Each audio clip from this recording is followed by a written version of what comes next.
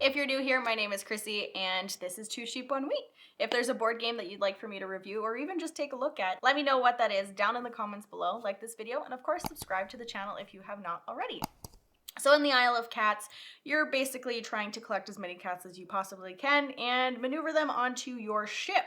And you're doing this all within 7 rounds because some bad guy's coming and he doesn't want to see you messing around with his cats.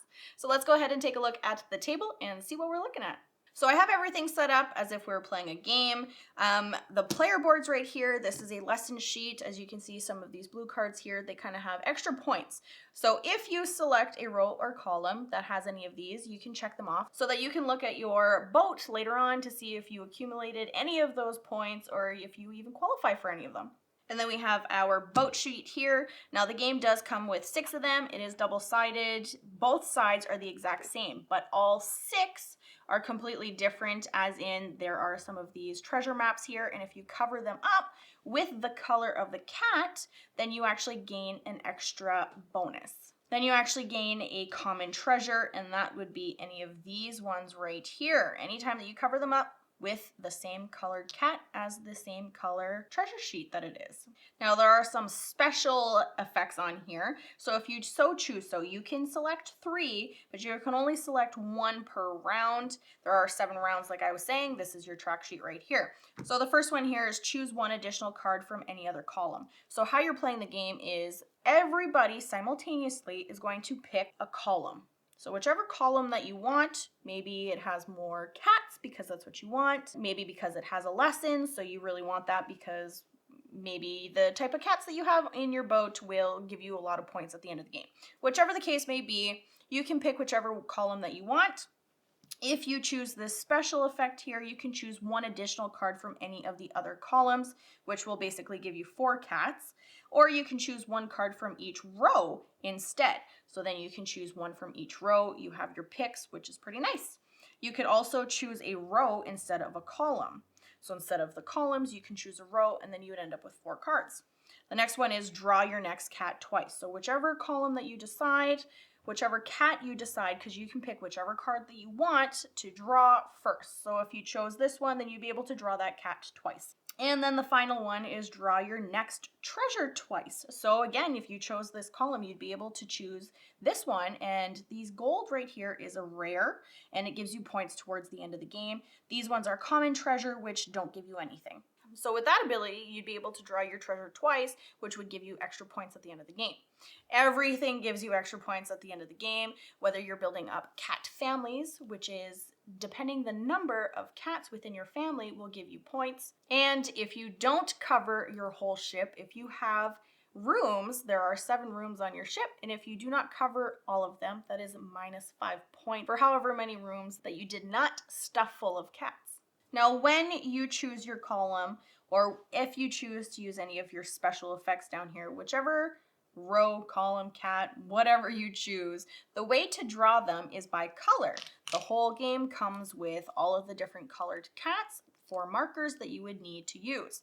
Now there's multiple ways that you can draw in. If you haven't seen my playthrough for this already, it is already up, and I can link that here and also in the description down below if you want to check it out after you finish this video. Nick and I both fill in our boats a little bit differently. I like to use lines, and he kind of does a little bubble effect that fills it in a little bit more. So when you're filling in your boat with whatever cat that you choose, Sue, let's go with this column right here. We'll choose the purple here. I'm going to draw my purple down here so that I can cover in this treasure map right here with the purple. Now, whenever you're drawing your cat, you can draw them, you can rotate them, or you can flip them any way that you want. So for this one, I think I'm going to flip it, and I'm going to go this way. So that is 1, 2, 1 down, 1, 2, 3 over, which is this one right here, 2 over, 1 down, and 3 over. So that covers this right here. Now, when you have a card that has options, like this one is either one of these, this one has 2 on here. Now, let's say this was purple and it covered up my treasure map right here. I wouldn't be able to stop with only one, go over here and take one of these common treasures and then go back and complete my card. You have to complete your card with whatever cat is on there or treasure before you move on to anything else. So this one is just one. I can choose to do one of those, or if I wanted to try to figure out if I can get this one in here and maybe cover up some rats, let's go ahead and do this one. That is 1, 2, 3, and 1, 2, 3. So that covered up 2 rats for me. And then this one here is 2 points per visible rat on your boat. At the end of the game, your rats, any one that are not covered by cats, are -1 point. So now if we actually use this, we would end up with +1 point for each rat visible, which wouldn't necessarily be terrible. It would give you a couple of points at the end because I have not played a game yet that I have actually completed filling my boat, stuffing it full of these cats.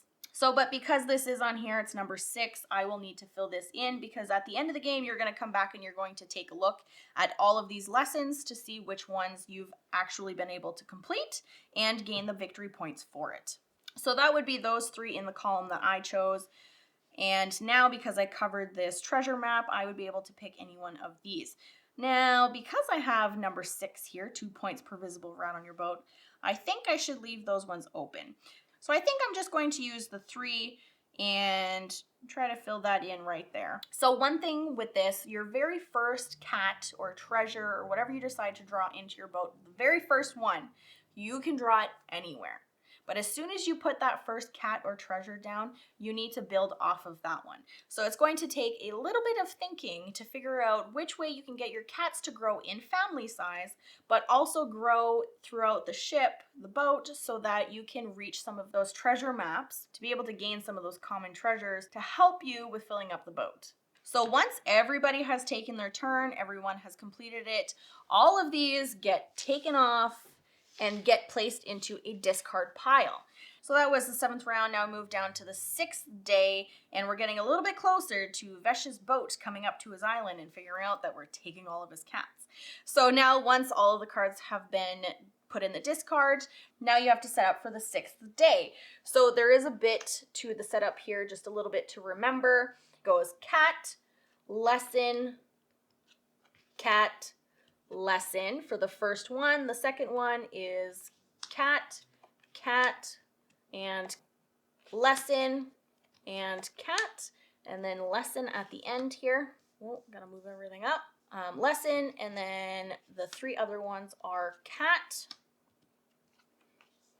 Now, I did talk about the lessons here, and we do have the cat cards, and we did talk about the treasure cards. So they all have different colored backgrounds. Now, there is one card that wasn't in the previous round, and this is Oshax right here. These are basically wild.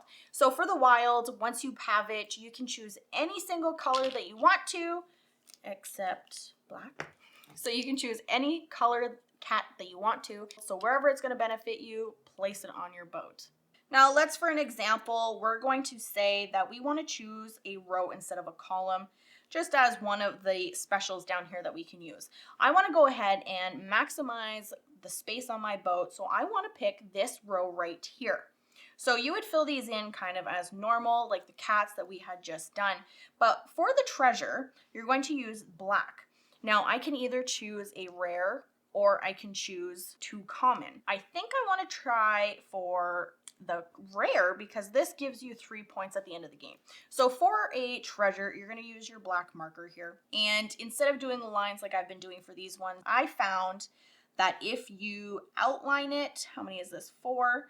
If you outline it like this, because you need to mark in here either a C for common or you write an R for rare, so that at the end, whenever you go to score your points, you're going to know which one is which and be able to score it appropriately. So once the boat on the day tracker gets down to the hand, that is the end of the game and 𝗪𝗪𝗡𝗪's boat has appeared and you need to get out of there. So once that is done, that is the end of the game. That is when you're going to start calculating all of your points. So the end of a game is going to look something similar like this. Your boat is maybe filled all the way out, maybe not so much. Mine is not filled out very much. So we'll start off here with the blue families because that is what is at the top.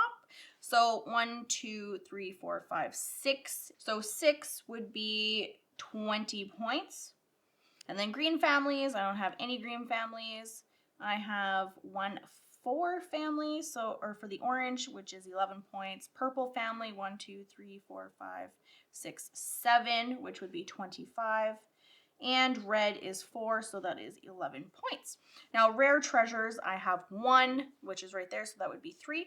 And for lessons, I have 2 points per visible rat on my boat, so that would be 6 points. And then I have this one down here, and it says 15 points if you have fewer than 3 treasures on your boat. I do not. I have a lot more than that, so I do not gain those points right there. So -1 for rats, which would be 3, because that's what I have on here, which would be -3. And then rooms not complete. So I have 1 room complete. Oh, I have one right here. Look at that little rat right there. So I actually have 8 for my lessons, and I have -4 for the rat. So I have 1 room completed. This room is not completed. I have 2 missing. This big room is not completed. So that is 2, 3, 4, 5 rooms not completed. So that is 25 points. That is subtracted. This is a fake game and I only have 2 rooms completed. Okay, so the final score for this fake game was 57 points. So you just calculate everything and you subtract those 2 negative points that you have, and that is your score at the end of the game, and whoever has the highest is the person that has won. This game is a really fun game. I say that every single time, but this is a really good flip and write. I really enjoy it. I think it's really nice when the game comes with laminated pieces and dry erase markers, and then you can just erase it and reuse it, and it's double-sided in case it ever gets stained, so you can just keep playing. So I really enjoyed it. It's a really fun, it's a quick game. It doesn't take too long, even though it is over 7 rounds. They still go really quick, especially because everybody is playing their turns simultaneously and trying to figure out how to place these cats in your little boat here. You can rotate them, you can flip them, whichever way that you want. So it really, if you watch the playthrough, or if you plan on watching the playthrough after this, Nick had a little bit of a trouble with one of his cats because he mirrored it. So you can pick up the card and you can kind of move it around, but it's fun. It's fun to watch somebody struggle a little bit, especially him. But it's not too bad, and it doesn't matter how you actually place the cats on, like how you're drawing them. Like mine is just lines. It works really well for me, so whatever works well for you. And there is a spot in the rulebook too that says if you have a difficult time with the colors, then you can just go ahead and use shading, different lines, dots, coloring it in, leaving it blank. So that is a nice option as well for this game. So I feel like they kind of just thought about everything, and then the extra little bits for the lessons that you get to learn, accumulate, calculate at the end, they're all pretty even. Now there was one for the playthrough that I got that got me a couple of extra points at the end, and that was number 8. Number 8 says 4 points per family of 4 or more cats on your board, on your boat. So I got that one pretty early on in the playthrough video, so I was able to really utilize that to my advantage because I ended up with a lot of the families with 4 or more, so that gave me a bunch of extra points at the end, especially because Nick did not end up using any lessons that he got. He wasn't able to use any of them. So not that I won by very much in that game, but I still won, and I think that makes for a great game. We also really enjoyed ourselves in that playthrough as well. Every single game that we've played so far has been a lot of fun. Not too much interaction with this game, which goes for any flip and write, roll and write game, I think. It would make for a really good solo game. This is 1 to 6, so you can play solo. I haven't played it. I was looking at the rules earlier, and it did say something about your sister who's always trying to steal your plans and say it was her idea comes in, so you kind of have to foil her plans so that she doesn't get the credit for, I assume, saving all of these cats, which is kind of a nice spin on a solo mode, adding it a little bit personal, making it a family member that they're just not that nice and you're trying to get back at them. So I thought that was kind of neat. I feel like you could play this game really just the same way and then try to beat your score. If you want to play that way solo too, I feel like you'd be able to do that. Nick did have a couple of nitpicks of this game. I don't think it really bothered me too much.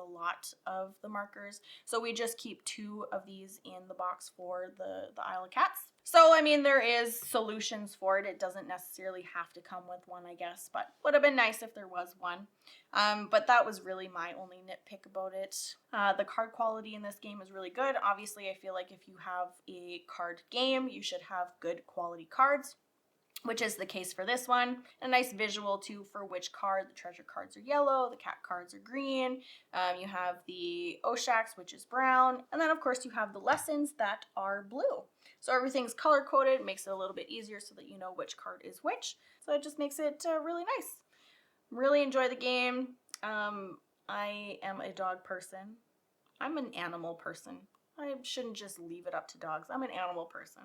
So cats up my alley. And these are the type of cats that I can actually be around because I'm allergic to cats.